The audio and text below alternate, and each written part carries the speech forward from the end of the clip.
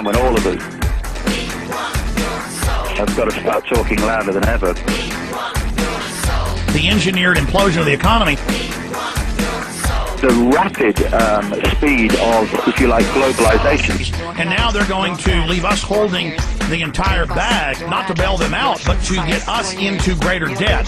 This manipulation now, quite blatant, of the financial markets is taking us in that direction of a world government, world army, world central bank, world currency, world microchip population. Take credit, take insurance, take a loan, get a job, get a pension, get a haircut, get a suit. The important thing is to know where they want to take us. They have to destroy the dollar, destroy the pound, destroy the old order, while they've been building the new world order, this technological enslavement system. The FBI is taking on $1 billion project to gather fingerprints, palm patterns, even digital pictures of faces. Eventually, it could expand to include iris patterns, face-shape patterns, scars, even information about how you walk and talk. It's called biometrics. Hi, this is Joe Biden. Can a microscopic tag be implanted in a person's body to track his every movement? There's actual discussion about that. You will rule on that. Mark my words. New World Order. This is the agenda I have set before my fellow prisoners. Even the Albuquerque Examiner has the headline, Rahm Emanuel wants compulsory service for your kids. Our first speaker is Congressman Rahm Emanuel. Compulsory then? Well, you have to, essentially, it's required of everybody, 18 to 25, 3 months, and at some point at that point you do it. That's on the Obama website now. We cannot continue to rely only on our military in order to achieve the national security objectives that we've set. We've got to have a civilian national security force that's just as powerful, just as strong, just as well funded. It says your kids are going to have to go serve the government. Youth brigades, tattletale squads. I mean, you can't make this stuff up. You will always have a special place in my heart and in the New World Order. I'm getting presents in the New World Order! Yes, we can, yes, we can, yes, we can, yes, we can, lift each other, yes, we can, lift each other, yes, we can, lift each other, yes, we can, lift each other, yes, we can,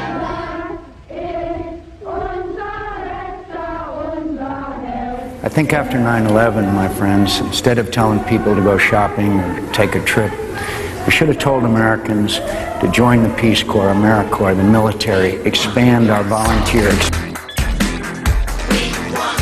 If it's bad now, what is it going to be like for our children and our grandchildren? They're going to have to live most of their lives in this Orwellian nightmare that is moving so fast. They're not even going to live, David. They're not even going to live. In fact, you've written about this before I was even on the scene, but I want you to get into the population plan. Open UN biological diversity assessments.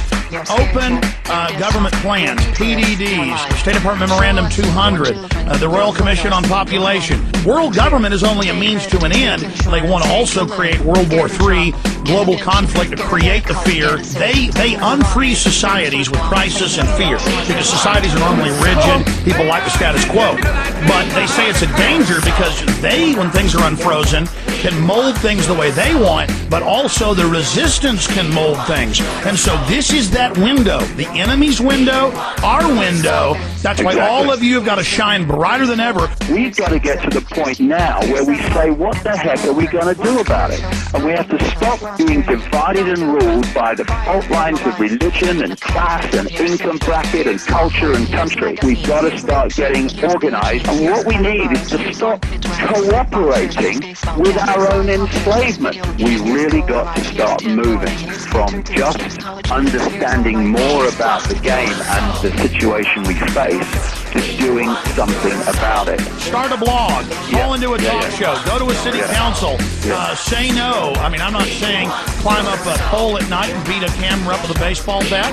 I'm not saying go up on a corporate billboard and spray paint Infowars.com or DavidIke.com. I'm not saying go that far like the founding fathers would have, David. Got to start doing this. Otherwise, we're just going to complain and moan and basically watch the prison being built, and more knowing it's being built and understanding how it's built, but actually still not intervening in the process of it being built. Here's a quick example. I remember like 8 years ago, it was in Louisiana, big 5A school, and they just said, you've all got to wear ID badges around your neck. And one girl said no, they expelled her, and then about 20 said no, they expelled them, and then like half the school said no, and they expelled all of them, and then they had to back off and remove it. And that's an example right there of saying no, no, no. But we have to unite, and we have to take a deep breath, and we have to stop being frightened of authority and realize that in the end, it's frightened of us. You let one ant stand up to us, then they all might stand up. Those puny little ants outnumber us 100 to 1. And if they ever figure that out, there goes our way of life. It's not about food. It's about keeping those ants in line. Well, they're scared to death of us. I mean, look at how the system is trying to chill demonstrations, protests, trying to intimidate. And now everybody can see that we're being looted, that the Treasury's being robbed, that trillions in debt's being piled on all our names, and it's an illegitimate, fraudulent debt, and there's no discussion in the corporate media of any of these criminals even being investigated or going to jail. Once people start to see the dots connected, this apparently bewildering, confused, impossible to fathom Makes world total sense. Starts to make sense. No more excuses. There's no more excuses. Look in the eyes of your children and grandchildren and tell them your excuses. We now have to get seriously active and organize this non-cooperation with this system. Because if we don't cooperate, it can't function. Gonna win, yeah, we're taking over. Come on!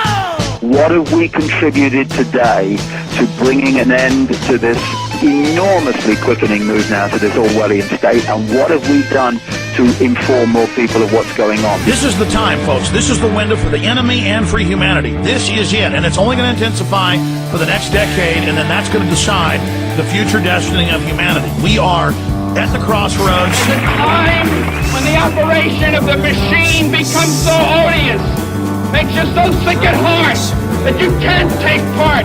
You can't even passively take part.